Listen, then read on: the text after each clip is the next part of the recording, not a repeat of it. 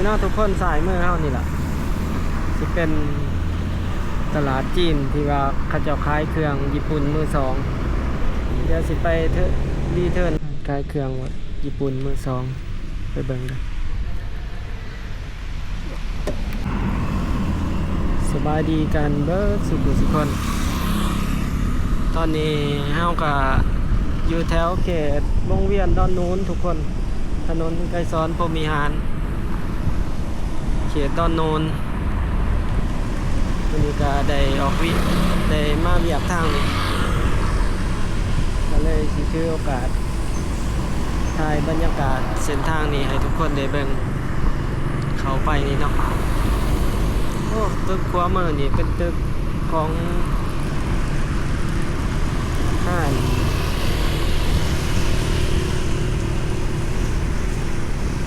ซีทีแบบสปอร์ตเนาะ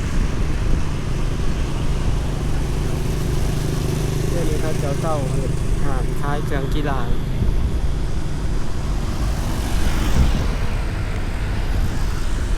ทั้งหน้าเขากับเป็นทางรถไฟความไวสูงลาวจีนเนาะทั้งหน้าเขาที่เขาเห็นแถวนี้ก็มีการ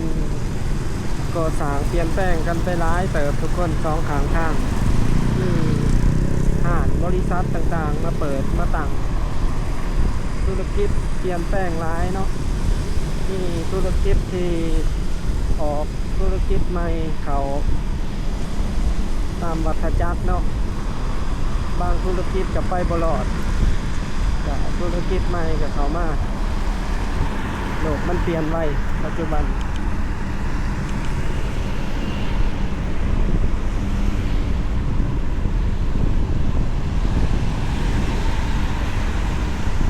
มีการสิพาทุกคนเขาไปแถวฝุ่นแถวผาขาวทุกคนสิพาเขาไปเบิ่งห้างขายเครื่องมือสองญี่ปุ่นเนาะพอสิเขาไปละมือดีเนาะพอดีมีลูกค้ารถออกมาทางนี้ก็เลยพาทุกคนออกมาทางนี้ก่อนก็เลยถือโอกาสเนาะในถ่ายคลิปทางนี้ทุกคนได้เบิ่งเลยบรรยากาศทางนี้เฮาก็บ่ได้ถ่ายทุกคนได้เบิ่งด้นละ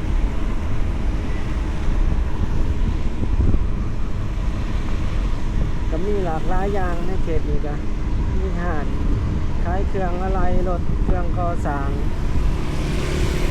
ขายส่งด่านเครื่องวัสดุต่าง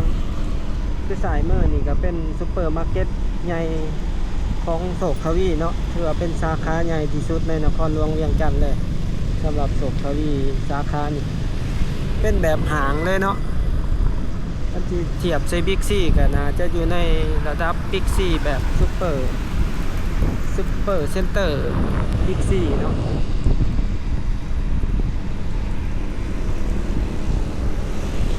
ตัวใหญ่โอ้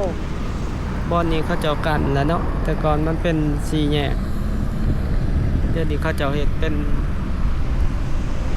ทางรองเลยนะ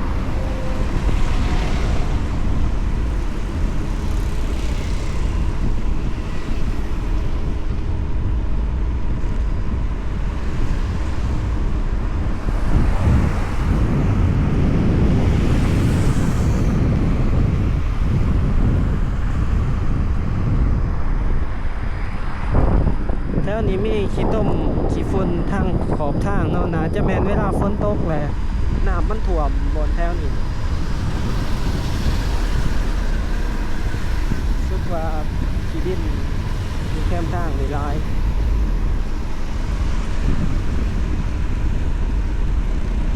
ช่วงนี้ก็ฝนตกเกือบทุกมื้อทุกคนอยู่เวียงจันทน์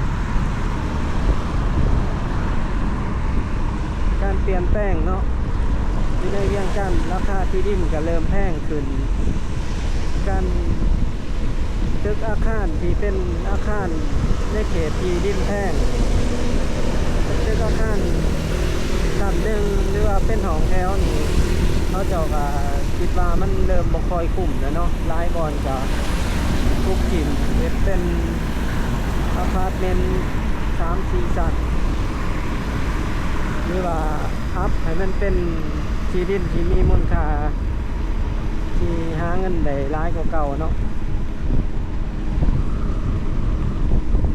คือบอนใดทำเลดีนี่เขาเห็นว่าธุรกิจน้อยๆนี่เขาเจ้าบ่ค่อยเฮ็ดดอกเพราะว่ามันบ่คุ้มกับค่าเช่าหรือว่าค่าที่ดินแหละเนาะคือตามแคมทางถนนซ้ายนี่ที่ดินนี่ก็ราคานี่ประมาณเม็ดละ$600เนาะ$5,000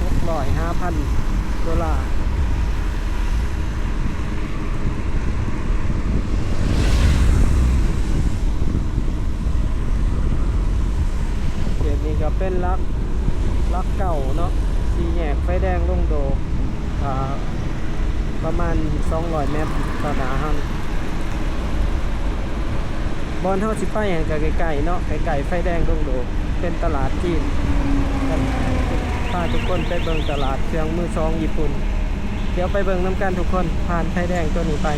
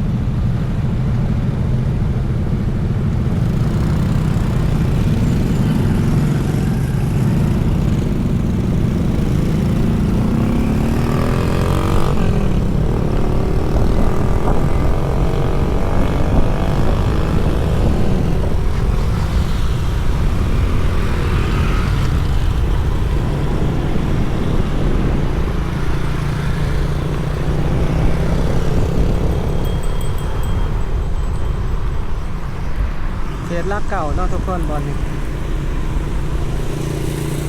ตัวเมื่อนี่ก็เป็นที่ดินคิวรถซ้ายไต่เก่าหลายๆคนก็คือสีจือได้เนาะ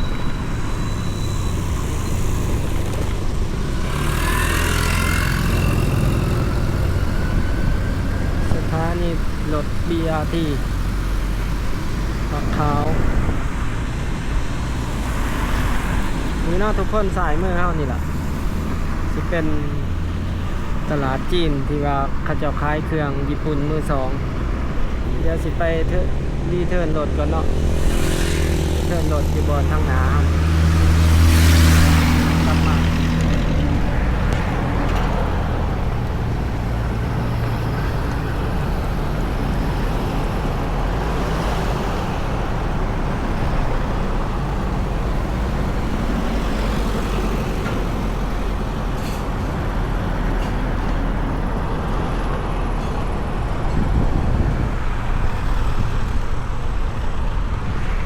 ทางหน้าเป็น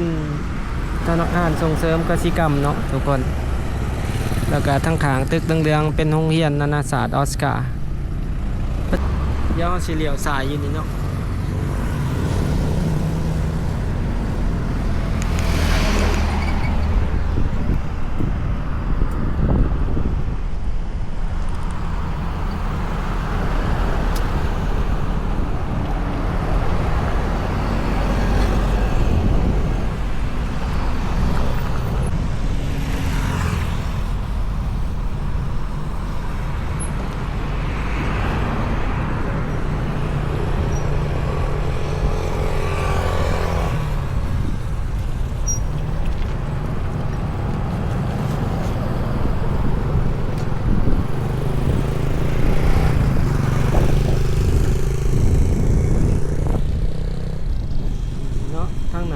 ทุกคนซึกสีสมขวามือนี่เนาะเดี๋ยวขี่เข้าไปอาหารเครื่องมือสองญี่ปุ่น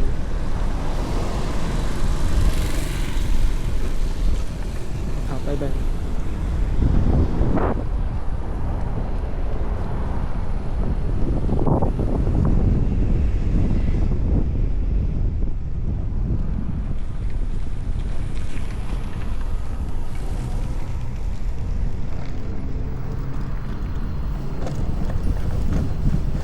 ส่วนร้ายมันเป็นหานคล้ายเครื่องวัสดุก่อสร้างทุกคน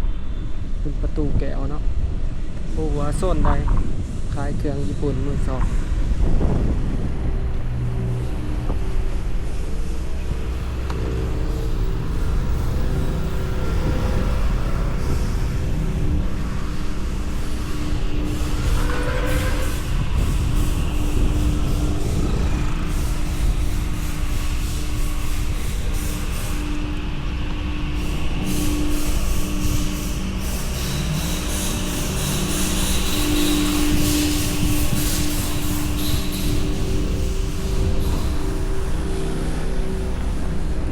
เห็นแต่ป่ายแต่บ่เห็นหานเลย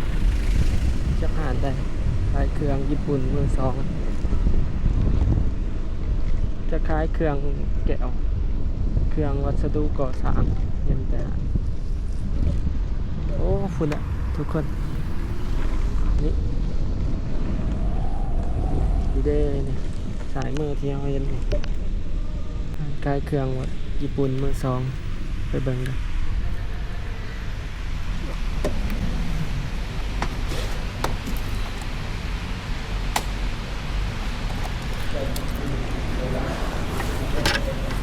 เดี๋ยวมาเลือกเบิ่งทุกคนยังแหน่ราคาเป็นจะได้ถูกหรือแพง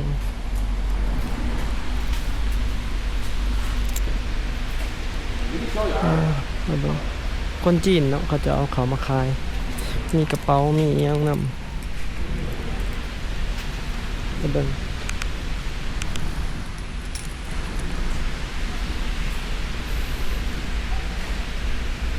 เพชรเครื่องมือสองแต่ว่าเครื่องใหม่กับลายหนังงูเหลือมมีถ้วยบวงมีหลายอย่างเนาะมีหอดรถถีบนะของมือสองแต่เบิ่งว่าราคาสิแพงปานใดโอ้มง300,000รถถีบเธอวะรถถีบก็มีรถถีบเก่าแล้วบ่มีพนักงานเซลล์แนะนำเลย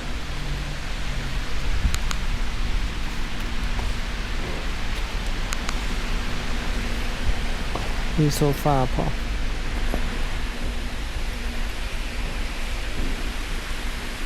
ลมเดี๋ยวมีจอกมีหมอกมีฟอง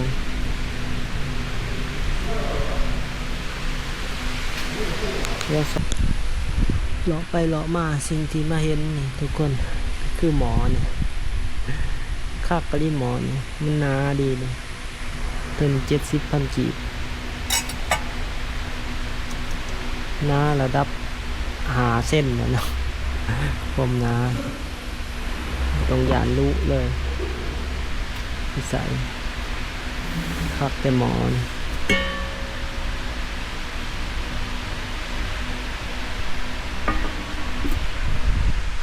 มาตรฐานขนาดหัวเป็นหมอเป็นมีดเนาะกลับไม่ถูก250,000โอ้จอกเป็นสุดมี150,000เป็นแบบหมอปินโตนี่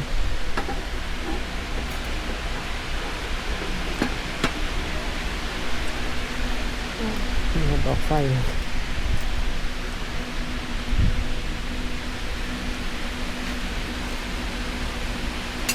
ที่จะแบบหนาๆเลยแบบมาตรฐานได้เนาะเครื่องใส่เขา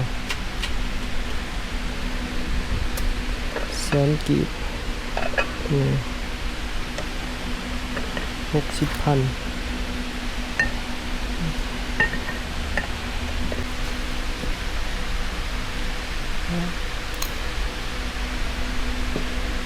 หลายขนาดมีครบเลยเห็นเติมศอก5 เครื่องใส่เบิ่งกันจักเสียวยังสิ่งที่สะดุดตาอยู่นี่ก็คือมีแต่หมอกคิดว่ามันนา นะได้ใจดีนี่เบิดได้ทุกคนเครื่องนุ่งผ้าห่ม มียังอ่ะนะ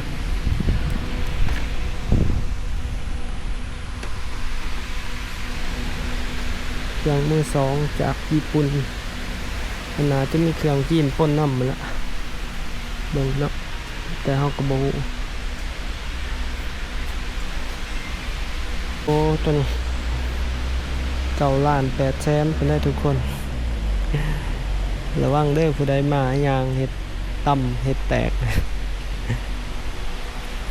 9,800,000เครื่องที่แพงแล้วเฮาก็จิคือสิเอาหมอนี่ละ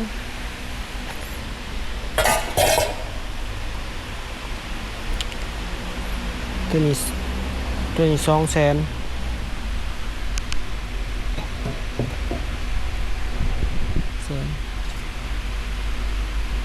นี้70,000ตัวน้าดีขนาดไปแคมปิ้งจืดไข่ก็คือสิได้เฮาสิเอาอันนี้เนาะเอาอันเดียวเนี่ยทุกคนเอาแต่หมอ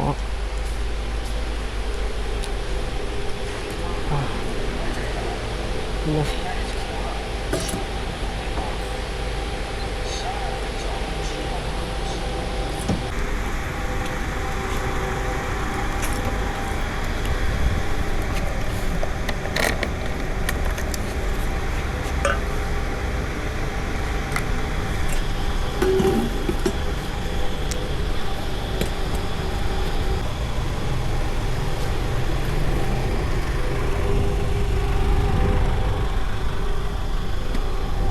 นี่เนาะทุกคน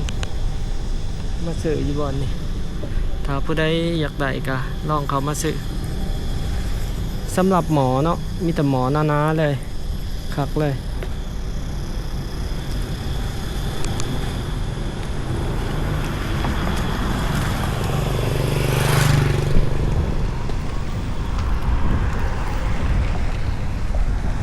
ครับและทุกคนวันนี้